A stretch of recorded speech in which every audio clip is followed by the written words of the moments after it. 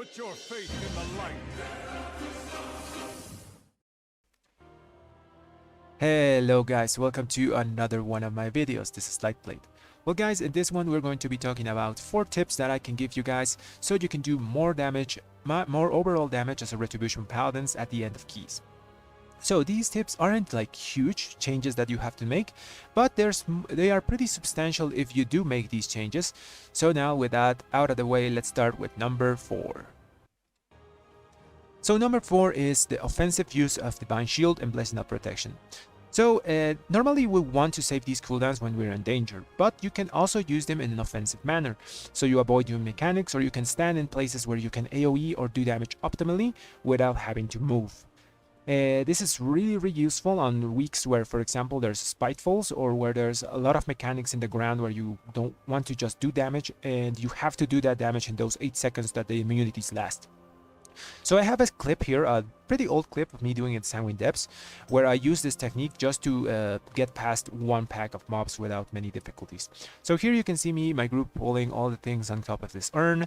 We're going to blast them down with AoE, but these things drop traps, and we have to, like, as melee, it's kind of hard to get around those traps. So instead of going around them, I just bubble and just keep AoE down, as you can see here. So that's one example on how you can use your offensive bubble or Blessing of Protection. There's other places where this is pretty useful, like for example the Mist of Tirnasit at the end of the dungeon where those big worms are. They do a lot of green stuff on the ground.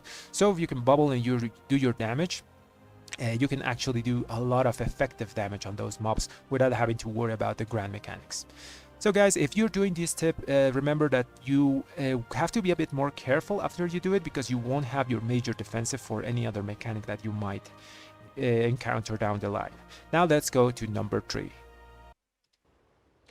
So number 3 is a pretty simple one. You can make this optimization whenever you're making your groups to do keys, and this is just class stacking. There's 3 classes that are extremely powerful with Retribution Paladins. Well, they give us a lot of power. The first one is Warrior. Warrior gives us Battle Shout, which is 5% extra attack power, basically 5% extra damage, because all of our abilities scale off attack power. After that, there's Demon Hunters. Demon Hunters give you Chaos Brand, and this is another 5% boost to your damage, because 95% of all damage Retribution Paladins do is magical. So we get a lot of benefits from having Demon Hunters in our group. And the last of these classes is the Enhancement Shami. Enhancement Shami is extremely powerful with Red Paladins, because as you can see from this information table, we get a ton of damage DPS from them just existing by our side because of Wind Fury Totem, since we get a lot more procs of Wake of Ashes and Blade of Wrath. So the first 2 give you about 5% each in damage increases, and Enhancement Shamis can give you from 5 to 6%. It's depending, it's kind of variable, you know. But these 3 classes will increase your overall damage that you can do in Mythic Plus Dungeon. So if you're making a group, consider getting a Warrior or a Demon Hunter in your groups. It will help you a lot. Now let's go to number 2. Okay guys, so number 2 is something I call Seraphim sniping.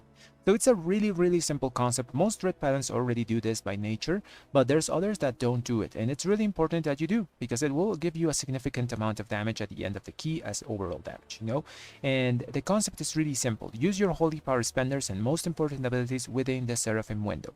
Seraphim gives you a 21% damage boost on all of your abilities in terms of damage, and some more of in raw stats like haste, crit, and other stuff, you know. But 21% increased damage is huge, especially if you do it with abilities like Wake of Ashes and Divine Toll.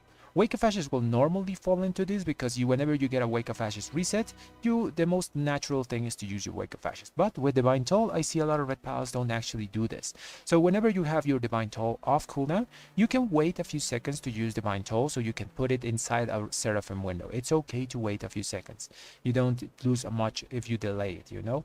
It's a bit more trickier to do whenever you're in your full cooldown windows with Avenging Wrath and all that stuff. Normally you will just going to throw your Divine Toll, even if it's not in a Seraphim window there, because you want to get all that holy power generation. But when you're only using, for example, just a lonely Divine Toll, it's better to just wait those few seconds to get that Seraphim proc, so you can put that Divine Toll inside that window. Now I'm going to show you here what's the difference between a Divine Toll with Seraphim and without Seraphim. Okay guys, so you can see here that the Divine Toll without Seraphim only hit for about 54k, and the Divine Toll with Seraphim hit for 64k. So that's basically a 10k difference between the uses of Divine Toll, and this adds up in the key overall at the end. So let's say you use 30 Divine Tolls, that's 300k extra damage that you could have done if you did the Seraphim sniping trick. Okay guys, now let's go to the number 1 trick that you can do to increase your damage at the end of keys. Okay, so number 1 is input lag tolerance. So this is a feature that we used to have in the normal interface UI. It was removed after Warlords of Draenor, and now the only way to change it is by using in-game commands that you can see here on screen. The first one on the top will let you find out how much is your input lag, and the one in the bottom is the one that allows you to change the input lag to whatever you want it to be. So what's input lag tolerance and why do we want to change it? So basically, input lag tolerance is a small leeway of time you give the server from the time you press a button to when the action happens in game and your next button pressed, you know? So it helps us smooth the communication between your computer and the server. So why do we want to change it? If you never change this thing, it's going to be set as default 400 ms in game.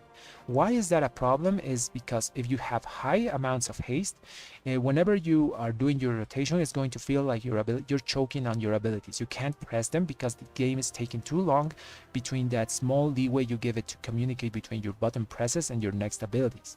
So we want to change that small leeway to a smaller number instead of the 400 default that the game gives us. Okay, so this is where these two commands come into place. The one on the top is the one that you use to show your current lag tolerance. So as you can see on the left bottom side of my screen, I copy, I paste it, and it tells me that my current lag tolerance is 210. And the one on the bottom is the one that you use to actually change your lag tolerance. So So we copy that, and let's say we paste it, and instead of this number 283, we're going to change it to, for example, let's say 200. And it's changed. Now we can use the first command that we used to check if the number has actually changed. So we copy that again, paste it there, and now it says our lag tolerance is 200. So that's the way you change these numbers. Okay, now what number are you looking for to change this so it's better optimized? So it's going to depend on a case-by-case basis. Since lag tolerance is dependent on your basic latency, so you can see down there on the top or on the bottom right of my screen, my latency is between 130 and 135 ms. And when I started testing this lag tolerance thing, I started with the number 150, then I moved all the way to 210. And when I found that 210 felt like really good, my rotation was really smooth, I wasn't choking on my abilities because I had too much haste, I just left it there, you know? So it's going to depend on how your rotation feels for you when you have high amounts of haste, on how much lag tolerance you will get. Do not copy my number 210 because it might not work for you. You have to look at your own latency and start testing with the numbers, you know, like go from, let's say you have 30 latency, start with 60. Then if you feel it like weird, keep going up and up and up till you get a number that you feel comfortable with, and just leave your input lag tolerance there. It's going to help a lot, especially if you, like I said before, have a ton of haste, because that's the place where you feel this input lag tolerance more, you know, that's where you will choke on your abilities if you have too much lag tolerance. But if you have too little lag tolerance as well, it's going to be a problem because your abilities won't get registered by the server. You're going to be pressing the thing, and since the window is so small, it's not going to register your ability. So guys, these are my 4 tips that I can give you to improve your DPS on Mythic Plus dungeons. Well, not only there's some of these tips can also apply to raiding situations or even PvP situations if you're doing that. So I hope you guys enjoyed the video and it was useful for you guys. And as always, if you like the video and subscribe to the channel. Thanks for watching.